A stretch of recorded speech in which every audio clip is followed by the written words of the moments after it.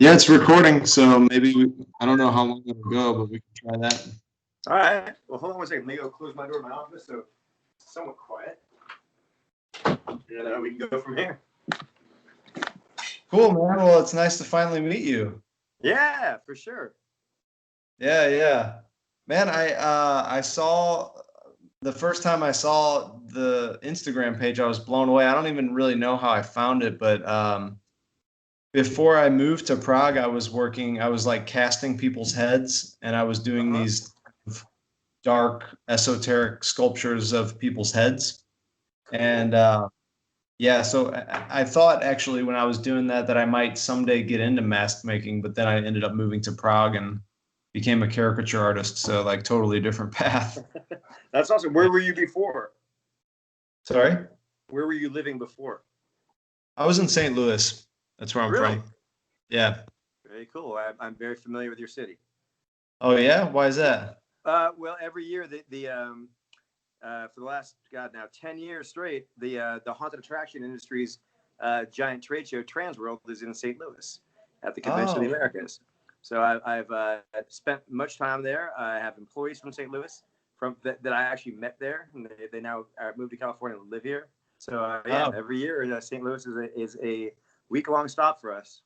Oh, cool. So you've sampled all the barbecue and checked out the blues.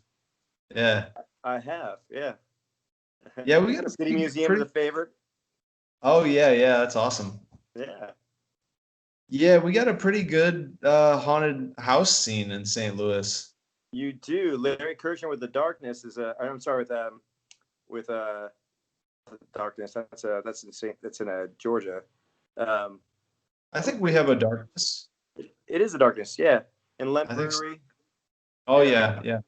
Yeah. I have this funny picture of me when I was like 10 years old. I went to a haunted house with my grandma. My grandma, gosh, she must have been like 65 then. And they snapped a picture while we were in there, and I'm like holding on to my grandma like a little bitch. That's amazing. Yeah, we do actually a lot of pieces for that haunt. Many pieces of that haunt. So yeah, cool. They're good clients of ours, and I think Larry's one of the reasons. Yeah, I think in some ways that Transworld ended up in St. Louis, but that is every spring that is the hub for the haunted attraction industry. Oh, cool.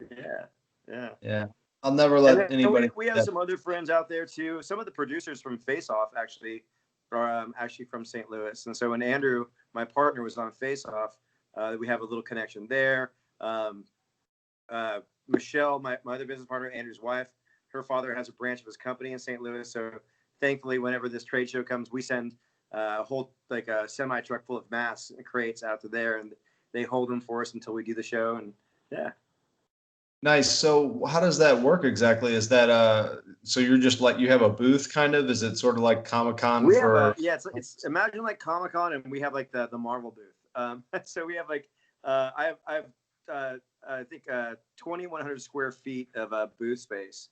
It's pretty massive. We bring on average around 500 to 600 masks, all on racks, so that it pretty much is a wide encompassing of my whole catalog. And that's for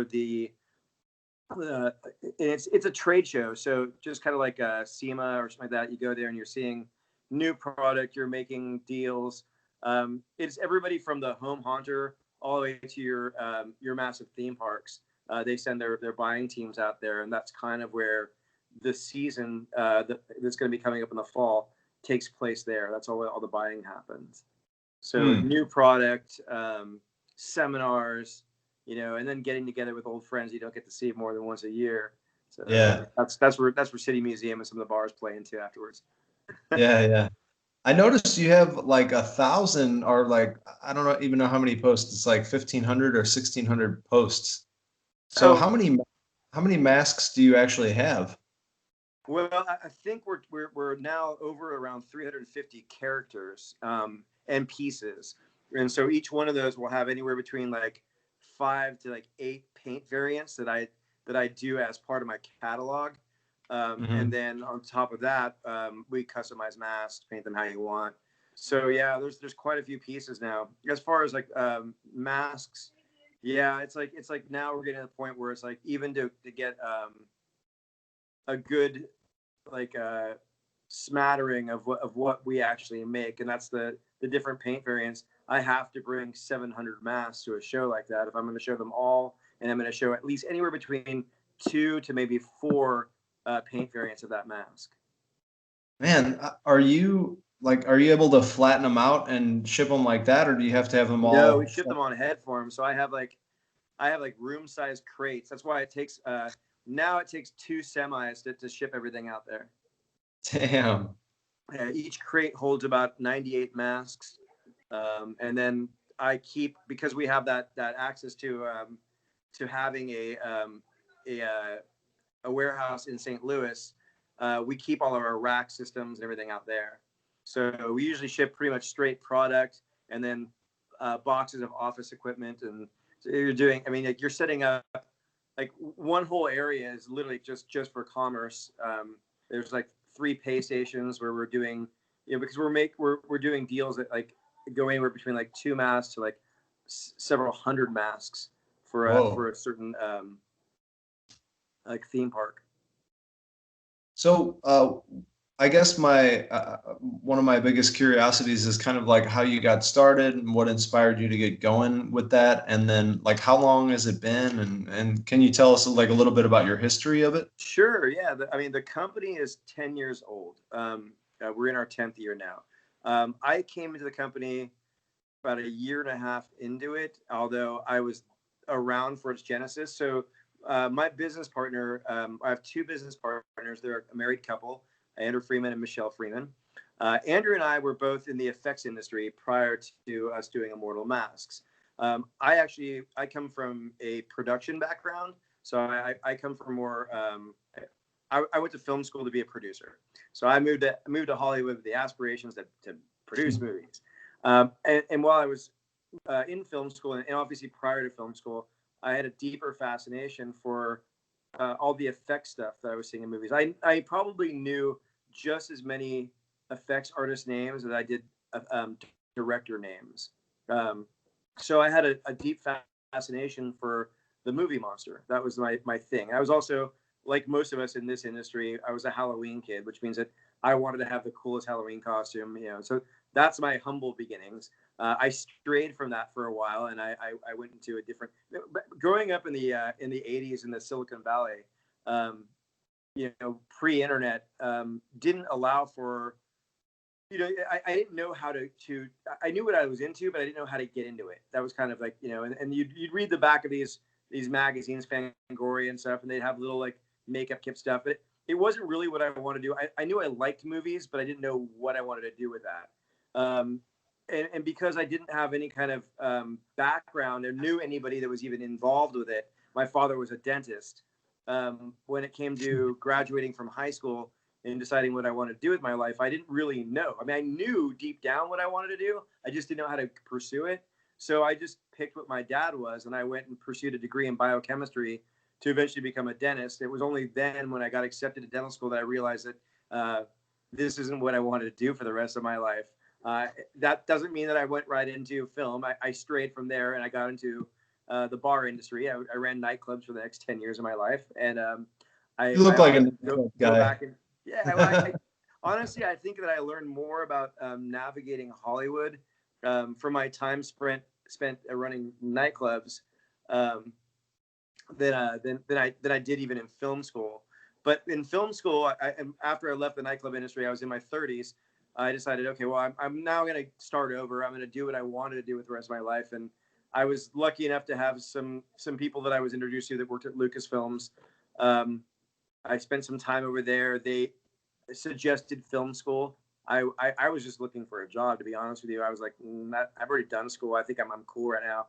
But I couldn't say no to this guy named Ian McKay, who's a conceptual artist for the Lucasfilms in the Star Wars universe. And so he sent me to a friend of his named Jonathan Fung, who was the director of the Academy of Art in San Francisco, their film program. I just said, okay. And I went, and they put a camera in my hand the first day. I was hooked. I finished with a master's in film production, and I moved to Los Angeles with aspirations to become a producer. It was only then that, again, these strange, weird occurrences of meeting the right person at the right time My father, the dentist, is one of his good friends who was a dentist. His daughter happened to be best friends with somebody named Debbie Winston. Her father was Stan Winston, who was an amazing effects artist who did like Jurassic Park and Terminator and all these things. And I get this random phone call that said Stan Winston wants to meet you. And I was like, what? So Yeah. I got to go to Stan Winston Studios and spend a little bit of time there, just as like as a guest more than anything else. It was like 3 days of getting to walk around and carte blanche, ask anybody any question that I wanted to. And at the very end of the whole weekend, Stan kind of talked to me about what I wanted to do with my life, and he said, our industry needs somebody like you. And I said, I don't understand. These artists are amazing. I could do anything that they're doing. He said, well, you can just as easily produce an effects studio as you can a movie. And he introduced me to the world of effects supervision. And so I was, at the time, I was actually working at the Academy Awards. I was a stage manager for the Academy Awards. I ran the green room. I quit my job and I took an internship in the effects studio. And it was, it was a push the broom, sweep the floor type internship. But I did have some film knowledge, and what happened is I kind of kept my head down for the first 2 months that we were there.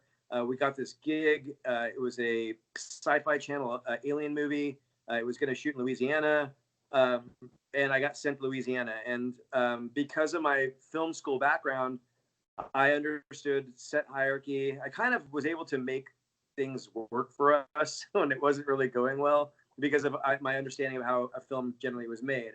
And I came back and I was a supervisor of the shop. And that's where I met my current business partner, Andrew Freeman. So we spent some time working for another person. And like any other, success story, we had a boss that we were just, where I think we had run our course with him. No hard feelings. I left thinking that probably I wouldn't pursue effects anymore, that maybe I'd go back into producing. I got a phone call 2 weeks later from my friend who was the lead artist at VGP Effects.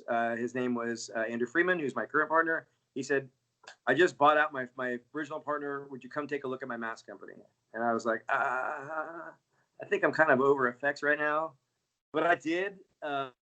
He had a good thing. I was trying to understand his business model. There wasn't really much of one, but he's such an extremely talented artist that what we did is we tried to just map out what our business model would be around it. And the idea, in the simplest of forms, is that we were just going to make cool shit and sell it to anybody. Because up until that point, we've been working in film effects only, and our market was only at that time, low budget films. We were kind of we worked for a cool dude, but did some movies way back in the day. But I think some of the movies that we were working on at the time were more in the indie low budget realm. And there was a lull for a little while about 10 years ago in Hollywood. And their CG was coming up, and we were competing with the same kind of crappy horror movies.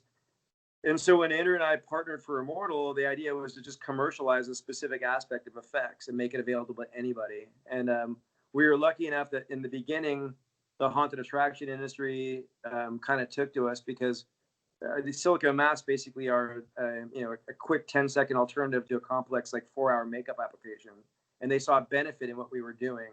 In fact, we were actually we were better for them as far as cost, because it costs more money to employ makeup artists for the duration of their event to maintain prosthetics that they would have to dispose of every night. And so our $600 plus mask became more cost effective. And that's kind of where we started. And then, I don't know, it kind of blew up and turned into this machine. We were a garage company, and now it's there's 13,000 square feet and 25 full-time employees, and we're making hundreds of masks a week. It's nuts. Wow. So how often are you making a new design, a new mask? Constantly. Really? To our, I'm not sure if it's to our benefit or to it's not, but it's weird for us to not be sculpting. Some people have a set amount, and they you'll see other mask companies will do 8 or maybe a dozen, or maybe even as low as 4 new masks per year. I think we're at about 45 new pieces this season, wow. and we're still sculpting. For us, it's you know, it's nice to have a business that can maintain and sustain your family, your employees, but there's a shared love of just the art. So I think we reinvest into the company a lot, and whether we know that they're going to like the mask or not, we just come up with an idea and we have to follow through with it. It's impossible to not do it for us. It's like we have to sculpt it, we have to see it. So So we're are you guys constantly making new doing? stuff. Are you guys doing like how far do you flesh it out in a sketch, or is it just like an idea, or Well, different artists working differently? up until recently, most of the ideas were either just based off an idea with references. So if it's like, hey, we want to make a shark mask, well, we might pull reference photos of sharks and use that as the basis to like figure out where the human form is going to be hidden within this mask. And then sometimes it's a sketch. Andrew draws constantly, so that those sketches are always happening. Recently, we've turned to 3D modeling. So you know, again, props to my partner Andrew. He's pretty amazing as a sculptor and artist. He learned ZBrush in about 2 weeks, which is like, it's weird. He's a natural. He's a freak. And so we started producing ZBrush sculptures and busts that work off as reference. Now we're still sculpting them traditionally with clay, and we bring in other sculptors. So right now we have Andrew's back there sculpting, and then Brian Wade. Brian's worked on everything from like Fright Night to he's been around. He's an industry leader. Sculptor for many years, so they're out there sculpting right now. But we might build off of those like 3D renderings. You know, and eventually now we're starting to incorporate actually 3D printed things into our masks. So yes, we're catching up to the ages right now. Yeah, how long does it usually take, kind of start to finish? About Anywhere between a week and 2 weeks is easier to say. It's like I've seen Andrew sculpt a mask as quickly as a day. We've done that before. We did it for like so the Adam Savage and Mythbusters, his show Tested. We do a lot of things with Tested. They're good friends of ours. They approached us to do a VR 3D sculpting session for a mask. So Andrew sculpted a mask in a day for that session. So and he was using, what was he using for that? ZBrush, or was he doing no, like? he sculpted it traditionally in water-based wet clay. Oh, okay. Yeah. That's actually a question that I have for you is like, are you guys utilizing the VR sculpting technologies that are coming out now? We haven't utilized VR sculpting, although they were nice enough because we did the 3D VR session for Oculus. They were nice enough to provide us with some Oculus Quest headsets, and I think our kids probably play with them more than we do. So we haven't ventured into 3D sculpting yet. Although as we're getting more and more familiar with like ZBrush, I wouldn't say that it would be outside of the realm of possibilities. Yeah, that's actually something that I'm gonna look into myself, because you know, the reason I didn't bring all my sculpture stuff over here is because, well, I would need an airplane to myself for all that. So what kind of what are some of your like notable TV shows or movies that you guys have made masks for? Probably a lot, huh? Yeah, I mean, we like there's things that like that pop up. Sometimes we don't even know, and they pop up with things like well, recently we did a mask for, and it was one of our catalog masks for Dave Franco for his movie The Rental. We did some work we've done a bunch of work with Netflix constantly. We did some work with Bright and in the promotional campaign for Bright. So we did like a lot of orcs for them. We did that was awesome. Yeah, we did a movie coming out this October called Hubby's Halloween or Hubie's Halloween. It's an Adam Sandler movie. It's kind of like it looks like the Waterboy in Salem during Halloween. But we did about 40 pieces for them. I just did a Disney show. We did a thing for Bella Thorne today. She's picking up her new music video. I've done things for the Smashing Pumpkins. I've done, I mean, it's just kind of all over the place. Lately, Disney, Netflix. We were able to consult a little bit on The Mandalorian, which is fun. Nice. With some silicone stuff. We've contributed to other effects companies that are friends of ours. We've sometimes come in and do like what we're good at doing under their banner for film. So we've been lucky enough to to work on things like Star Trek Discovery. Yeah, so I don't know. There's little pieces of us floating around all over the place, you know? Yeah, that's It's more cool. about just getting to do it than it is really the credits these days. Like, and the way that films work, it used to be back in the day that like your one effects company got the whole gig and that was it, you know, like you did the thing. And now it's like you can get pieces of things, or you have friends that are working at different effects companies and they may call you for one small thing, and it's just fun to do the piece, you know? So the credit, you know, it's cool, but it's more fun just to be able to work on these things. Yeah, yeah. I had a question about like making celebrity faces or making faces that are kind of like similar to some copyrighted thing. Because, like, for example, with a caricature artist, there's like a certain line that you like. If you cross the line, it's okay. Like it's interpretation, or like there's like creative license there. And then there's, if you're behind that line, it can be copyright infringement. Hold on one second. I think we're just getting. Are you still there? There you go. I was Yeah. getting a phone call. It could all be copyright infringements. Don't the crossing the line thing. You know, the urban myth is that like 30%, right? If you alter it 30%, it's not okay. Like, Yeah. that's an urban myth. There's no way of determining what 30% of something really is.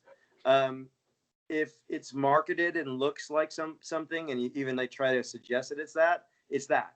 And if they want to pursue it, they can. So how do we approach those things? Generally with a good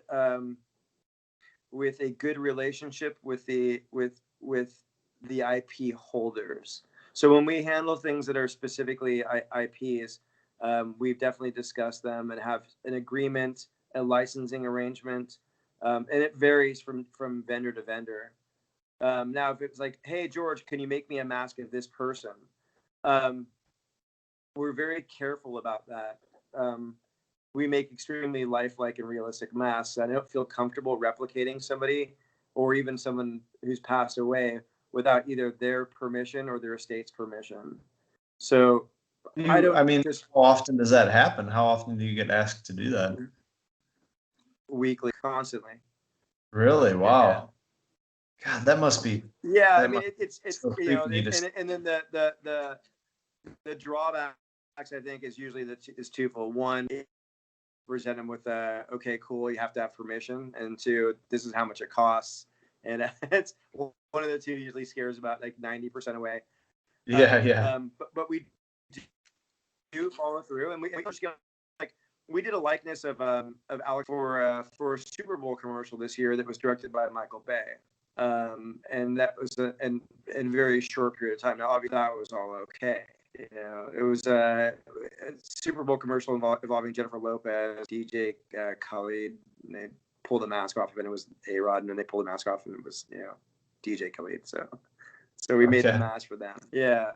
And we've done some work also, like with the same idea where we might do something utilizing one of our own masks, and they'll do a digital composition over the mask. So like the rapper Future, he had a music video called Mask Off. They hit us with like 4 days to spare, and they wanted him to take off the mask of himself. I'm like, there's literally no way we can make that. But I said, we give you a basis, like one of our masks that's painted in his skin tone, and you do a digital CG comp, we can make it look like that's happening. We did that for Zoolander too.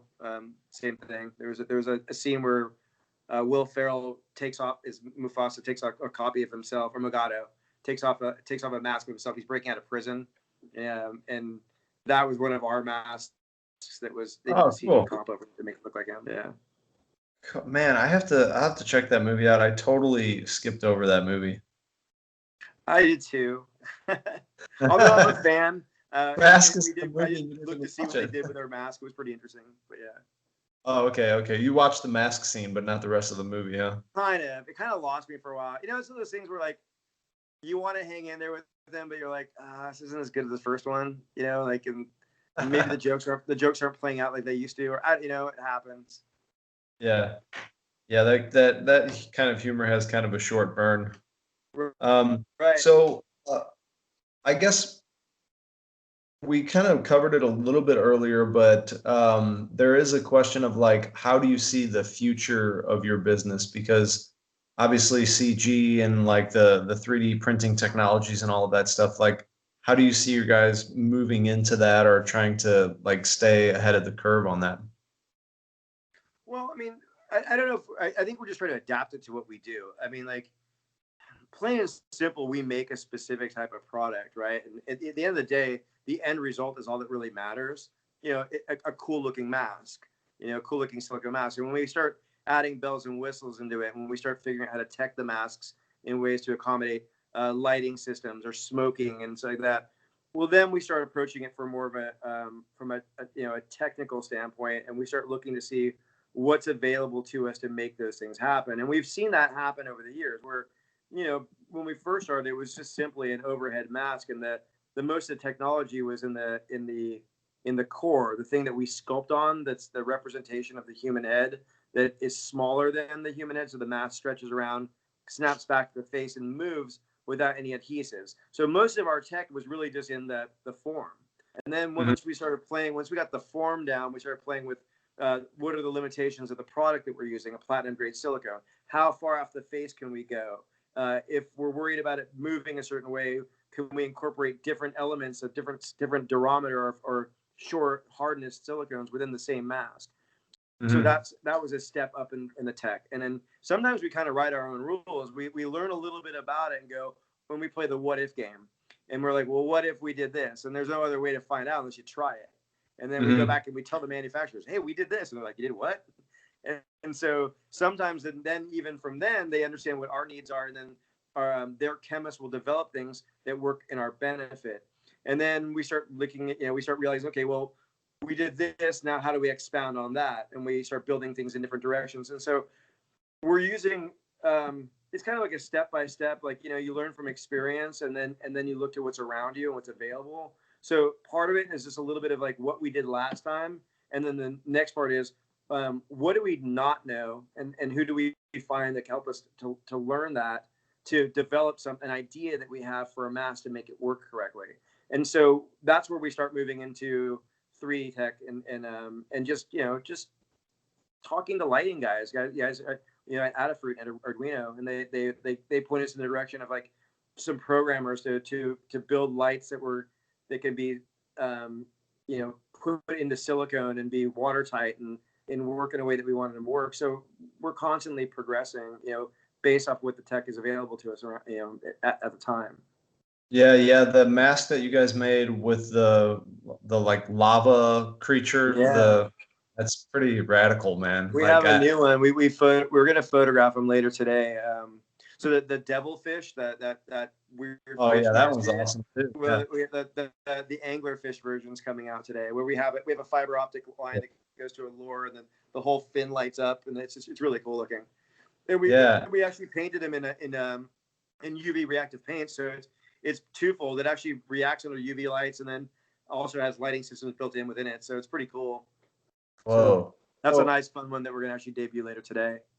You guys do like body suits too, right? Like I saw someone sculpting like muscular. Yeah. Prior to like the commercialization of the mask, most body suits that we were doing were limited to our film and television clients because they're expensive to do, and they're and the full body is generally something that you need fitted to an actor. So we kind of were like, we're gonna do mask and arms, and then everything else outside that will, it's a special order, and generally, people wince when they hear the price on like a full body suit because it's like the price of like a luxury car, because you're starting from scratch. You have to life cast a full body, then you got to make a corrective positive, then you got to break it apart so it can come off. Then only then you start actually sculpting the physical piece, and you're paying a Hollywood effects artist, so you're paying their rate, and then you got to mold the whole thing, then you got to fabricate it. So everyone's like, "What?" I'm like, "Yeah, it costs that much money."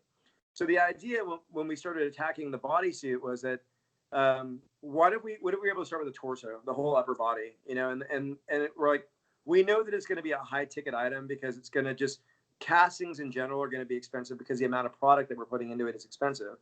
But we figured, there's a need for haunted attractions, for low budget films, where they could get into maybe a generic creature suit that won't cost them, in the 40 to 60,000 up range. So we knew it was going to be probably more expensive, and then we didn't think that it was going to fit a wide range of people. So the idea was that, well, since it's going to be expensive, we know that only select people are going to be buying it. They'll probably cast accordingly. So they'll find their actor that can fit in that, and he'll be the creature. And the same thing with the film people. If we made a generic suit, and in the process of making this thing, one of the key components was the mesh system that we put inside our masks, even, and that allows things to bond, hold things in place, put a zipper in. We can stitch things through it, and then it also makes it tear resistant. Well, we found this mesh for the suit that expanded in a way that we weren't even predicting. And when we made our first bodysuit, we thought it was going to fit one size person, and it fits a wide range of people. It fits anywhere between like a t-shirt size medium to a double XL. So Whoa. It became an actually really viable commercial item, and then we actually sell quite a few of them. And then the next step is bottom part. That's harder. I mean, the legs are something that are definitely sized. The distance between your hip and your knee and your shin, those are so very specific to each individual person that we're trying to figure out ways to maybe get some generic pieces to maybe make a bottom part. But right now, I mean, with wardrobe and stuff, we can make an upper torso. You put like a war skirt on or ripped up pants, and you have a great character.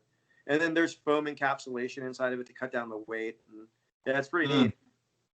Yeah. I guess you probably do you still do Halloween dress up every year? Or are you using masks that you already made, or do you make a new one for Halloween every year? It's funny. It's like, yeah, I mean, we and this year sucks because it's, this year Halloween's kind of off a little bit. I mean, traditionally when we're done, like we were working so hard, it's like Halloween just kind of boom hits us. And like, out here in LA, the effects industry is pretty tight.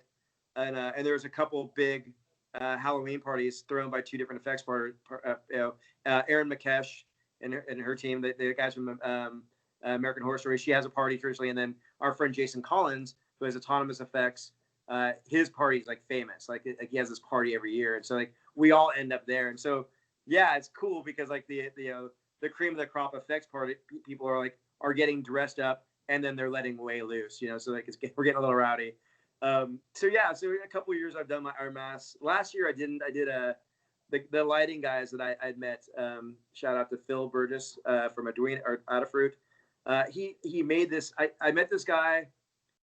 He does amazing light and sound and video stuff. He's wearing this hat at Monster Palooza. It was basically a long hat that had a projection that projected cartoon eyes over his own eyes. And what it was is there was just a plane of glass that you couldn't see that was at a 45-degree angle in front of his face with the projectors up in the brim of the hat that projected onto there. And it was basically Judge Doom from Roger Rabbit. So I was like, I want that.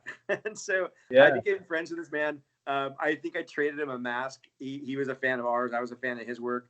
And so last year I was Judge Doom from Roger Rabbit. So I didn't have to wear one of my masks. Nice. I had a chin on. So yeah. That's a blast from the past. I got to check that movie out again. It tripped people out. It's still one of my favorite costumes I've ever done. So to answer your question, actually, yes, I dress up every year. I kind of wanted to ask about you covered it a little bit, but can anyone wear the mask, or is it for the most part? Yes. I mean, it's one size fits most, and like so for the male fit mask, if you measured your head around your head above your at the forehead above your ears, and you were like anywhere between let's say 22 inches and 25 inches in diameter, you'll probably comfortably fit my mask. Now, everyone's bone structure and head shape is a little bit different, so the mask is definitely going to take on a little bit of your own appearance. It's kind of interesting. It's like you wearing the mask. But if you have a giant head, I wouldn't recommend it. There are some masks that we have that are like they're bigger in the features, like the rhino and like the minotaur and stuff that you wouldn't distort it. So if your big head stretch it way out, like it wouldn't distort it. But if you wanted to wear like a more human character or a zombie, it might be a little bit ballooned. So I wouldn't recommend it. If you have an abnormally small head and you're a male, you can fit our female fit masks, and we have a wide range of the female fit masks, and they're like 20 to 23 inches in diameter. Yeah, I just had a flashback from the Goosebumps book, The Mask. Did you read Goosebumps when you were a kid? Yeah. You remember I always said like do we get a bunch of requests? That's one of the masks I get a ton of requests for. But no one really? ever wants to pay what it would cost. Like, I mean, admittedly, Yeah. like our minimum for custom sculpted masks is around $6,000. And just to explain to everybody why, there's a couple of reasons why that's a minimum and what it takes to get into it. But you're talking about setting up with a very specific armature, so you have to run an epoxy and fiberglass core. You're talking about the rate of a Hollywood effects sculptor. Even if it's my partner Andrew sculpting it, he gets a salary. We're taking away from everything else that could be for our product to do this sculpture. Then there's epoxy and fiberglass molds, and then there's painted casting, and then there's a profit margin that has to be worth it even taking the job. So usually when people kind of hit me with a mask, like request like that, and I tell them what a custom mask costs, like they're like, oh wow. Or they're like, why is that your mask for $600? I'm like, because we invested thousands of dollars into getting to that one mold to produce multiple copies to eventually pay off that and make some money for my company. Yeah. I experience. I think all artists that make a specific product experience that same thing. It's like I get the same thing as a caricature artist, because I do the caricature in 20 minutes, 2 people, full color, but then they want me to do this full elaborate thing. Hey, can you have me, riding a surfboard and running away from a shark and have my BMW in the background or whatever? It's like, yeah, that'll be $500. Yeah. Yeah. So exactly, it's the same thing. Even like when we quote, they're like, so what do I get pictures and you get me drawings on stuff? I'm like, well, we charge for that. Like everything that's like involved in someone's time, in a skill that they've taken years and years to develop and hone is worth something. It's the weird thing, and I hate to say it, but like some of the people that don't understand that more than anybody are other artists. And I don't mean like in our field necessarily, but like musicians, they're like, or actors or like YouTube, these influencers, they all want things for free to promote their art. And like, but you're talking to artists. This is what we do. Like as artists, I'd expect you out of all people to understand.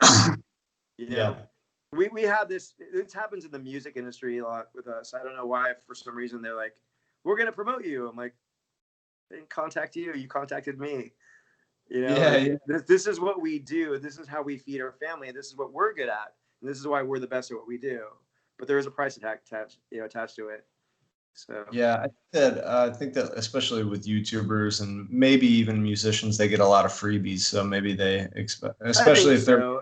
And that's why I never have any harm in asking in the first place. I don't take offense to it. I will point out that many times that media is our target audience. So like you're kind of like, it's like whenever somebody goes like, it's for my thing and I'm going to promote you. I was like, well, one, proper accreditation is something that you should be doing anyways.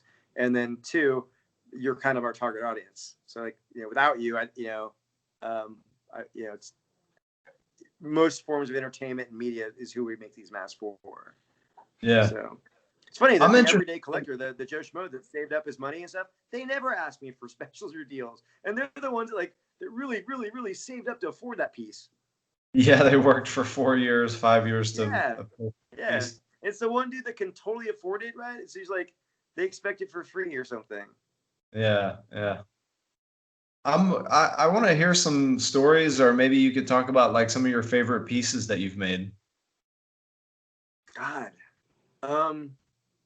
it's hard because like they all become new favorites. Like, it's like constantly being a kid in his own candy store, because this is precisely what 8-year-old George would have wanted to be doing, And so it's like 8-year-old George gets to spend all day in the costume store, every day. And I can't say it's not without its trials and tribulations and everything that comes along with stress of owning a business. However, I walk outside and I see cool stuff and we get excited about something new we're working on, or we come up with an idea and we take it to completion. And it all becomes my favorite. I mean, there's moments, like there's fun things, that happen along the way, I mean, getting like, I'm, for me, things like I got my start in an inadvertent way at Lucasfilms. That's where day one of my journey started. So, and then, because I grew up as a Star Wars kid, obviously I'm one of the ones that was like, saw Star Wars when I was 7 in a theater, and that started me on my journey. So later in life, I not only did I start with a phone call from somebody at Lucasfilms when I was visiting, that one of the first movies that I got to work on when I was here in LA was a movie called Sushi Girl, and it was kind of a slow burn Tarantino-ish type gangster movie, but one of the stars amongst many great genre actors was Mark Hamill. So I got to not only meet but become friends with Mark Hamill, and a lot of the other cast members. Just your dear friends of my day. That movie is awesome. I loved working on every second of it, and it's just this random character movie. So I got friends with Mark, and then later J.J. Abrams bought Mass from us, and then John Favreau became a customer and bought Mass from us, and then The Mandalorian happened, and they were working out some stuff in Silicon, probably because of John's affinity for our masks, and then some ideas they had him doing full pullovers. And then we're over at Legacy, which was again amazing work, and we're so lucky to even be asked to be just ask questions of us. But I was there. I got to see Baby Yoda like a year before it came out. I sat on that for a year. I was like, so there's some moments where the choice and what I decided to do with my life have definitely brought out that kid in me in so many different ways, where I was just like, you try to keep it all together, but there's a moment you're going, am I looking at Yoda like a year before everyone's going to see him? Or is this really happening right now? That kind of stuff. Man. And Baby Yoda is more popular than Jesus. I mean, I have a picture, I did a caricaturized version of a Baby Yoda, and I work on this famous bridge here, and I hear it 1,000 times a day. Kids freak out over that. So, yeah. Mark Hamill, he seems super cool to be. He's cool and nerdy, and he loves talking about Star Wars. Yeah, he's amazing. I have a video of so the company that I worked for with Andrew. One of the movies that he had done, our old boss, was Jay and Silent Bob Strike Back. And so when we were working on this movie, in conversation with Mark, he was talking about his character Cockknocker from Jay and Silent Bob, and how he had this giant hand, and then Kevin Smith kept the hand. And I was like, wow, well, we have the mold. So he didn't know this, but I made him a copy of the giant hand from Cockknocker. And so I gave it to him on set with the stipulation that he had to wear it on set and not tell anybody. I have this great video. I wish I could show you. He kind of says a couple off-color things. I don't really want to put him in that position, but he wears this giant hand on set for a jewelry heist, and it's hilarious. And he's just such a great guy. And again, approaching him, I was like, man, I wonder if it's okay to talk about Star Wars stuff with him. And it turns out he's a Star Wars geek. It's almost like he wasn't in the movie. He just wants to talk about it. Yeah. So you can spend hours talking to Mark about Star Wars, which is surreal in itself. But there's moments where I was like, hey, we gotta go to set. It's gotta cut it short. That must be such a down to earth guy. So cool. One of my favorites for sure. Yeah, he was in Prague shooting. I don't remember what he was shooting exactly, but my wife was painting on the street. She does these. She was doing these these special spray paintings, and I was working on the street too. And she was following him on Instagram, and she's like, I'm gonna send him a message, and I'll give him a free painting. She was trying to spot him walking around the city. I think he was doing Kingsman out there. Because he was in Europe for a little bit working on Kingsman in England and I think in Prague. Yeah. They shoot tons of movies here. Yes, they do. Have you ever been? You guys might have Matrix over there right now. The what? I think you have the Matrix over there right now. What do you mean? They're doing a new Matrix movie. No way. Yeah. They were shooting it out here pre-COVID in Oakland, and then I think because of COVID, they picked up shooting in Prague. So you may want to take a look around. Yeah. Are you supposed to be telling me this, or should I cut this out? No, it's common knowledge. I mean, there's postings about it. Yeah. No, this isn't. I'm not involved with it, but I know for sure that a lot of people that we were working with on some things. I think even some of the Marvel stuff moved over there. I think they were finishing stuff for Falcon and Winter Soldier out there also. It was just you guys opened up for shooting before Out Here did. Yeah, the government took pretty good care in the beginning, so COVID didn't really hit here so hard, but now it's starting to pick up again. So yeah. Yeah. Plus, we're in that. Everyone's trying to figure out how to make things work right now. Are you gonna make a after everything cools down? Are you gonna make a COVID mask? I mean, I think we've gotten requests So like to make like a bacteria, yeah, I don't know, or viral mask. No, Yeah. what we did do is in the very beginning of the lockdown, we made, I think maybe I have one here. Let's see it. I don't usually have in my office. We made these gaiters like they were dye sublimated printing of our own masks on there.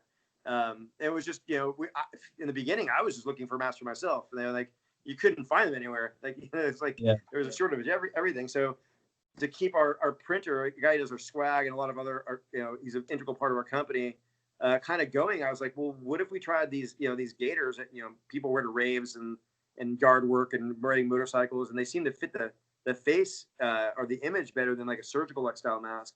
So we started making those, and they became a hit. And I sell a ton of those like cloth masks that are just images of our own masks. Cool.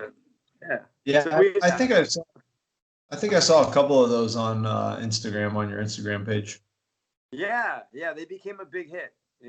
And like a lot of the haunted attractions that are open right now, they're using them to just kind of for their ticket takers, to have a kind of clever and cool way of keeping safe. And you can double them up. They're cool because even though they're poly spandex, which you can use, you can double them up inside themselves, and you can put a HEPA filter inside of it, so they still fit the image of the face, but they're also even more protected. Huh. Yeah. Cool. That's a good idea.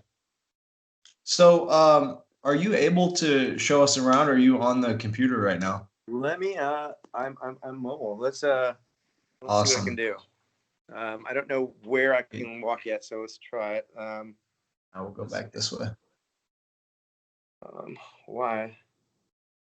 Oh, okay. Wait, hold on.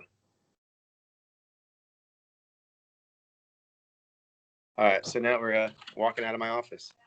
So this is the I'm gonna sneak in, or because I usually don't go in the sculpting room, but this is you're gonna see a sneak peek of something being worked on right now. Nice. And then this is Brian Wade's been sculpting this. He is also sculpting. We just kind of finished our baboon. Oh, that's badass. Baboons are so scary, man. Oh yeah, this is an amazing, huge mask. This is one of those ones where we checked that the jaw is going to be removed, patched back in. It's going to work out pretty well. Let's see. As a Baphomet half mask. Whoa, that's badass. Yeah. And then this is our tough guy. It's a realistic mask. And then there's a new pair of sleeves being worked on right here, and then the nails have been separated right there. So those are some of the newer ones.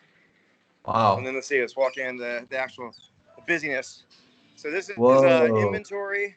This is backstock stuff we just keep adding so we can sell it for Halloween. This is Michael.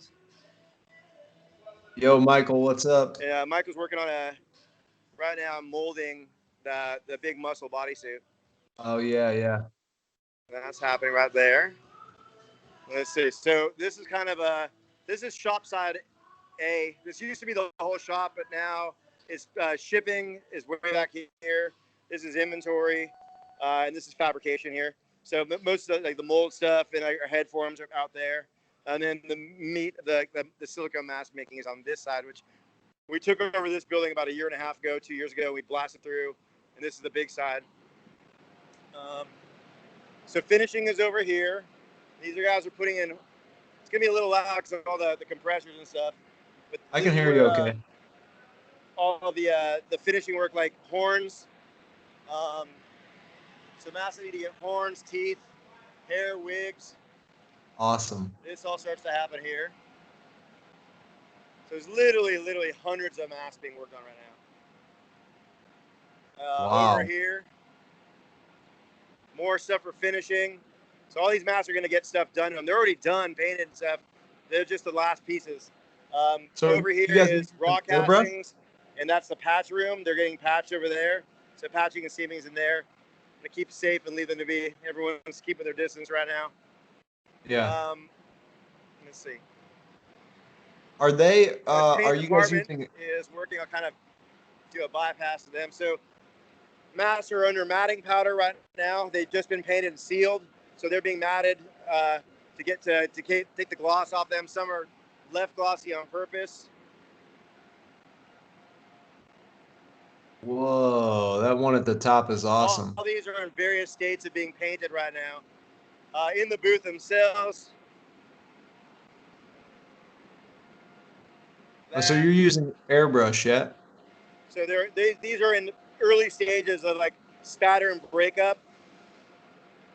They'll switch to another color, or they're a raw mask, or they're cast in UV pigments. Then they're going to rub out so they're UV reactive underneath it. Mm. We also cast things in flesh, so we can do a lot of them together at the same time. So like colors are usually made at the same time. So over here we have a lot of like things that we cast in flesh tones, so they can use the same colors on multiple masks to kind of start building them up. Things like our Immortal babies. Hands.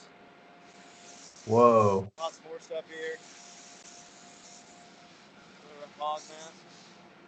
And over here is our mold prep department. So this is where they put the molds together, get them prepped for casting. This is all our cores, everything that goes in the mask. They get the headstocks in here. Over here is all of our mold storage. So all of our library of molds. Whoa. You can see hundreds and hundreds of molds. Good God. And things are getting geared right here for casting. Molds are bolted together. Eventually they're going to make their way over here. Already today, the casters have separated their silicone, their A and their B, and the colors down here. So these are all ready to go. They're gonna catalyze them with B side, or with A side, I'm sorry. They're gonna degas them here and here, and then they're gonna pour them into the molds when they sell. We cast about 20 masks a day. Whoa.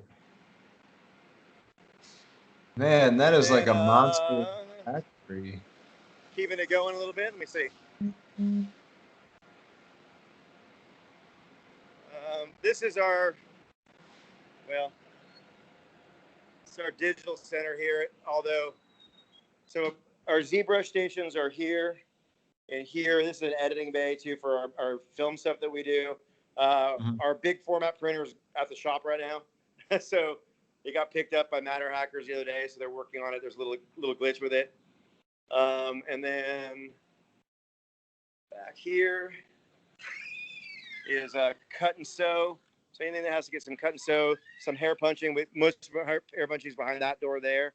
And then this is like our product photography area. Nice. So everything, when we shoot things, it's all here. So yeah. Man, that is an awesome operation you got going there. Thanks. Yeah. Yeah, I mean, like I said, 10 years ago, this was a garage. Yeah. You know, now it's a monster factory. All this.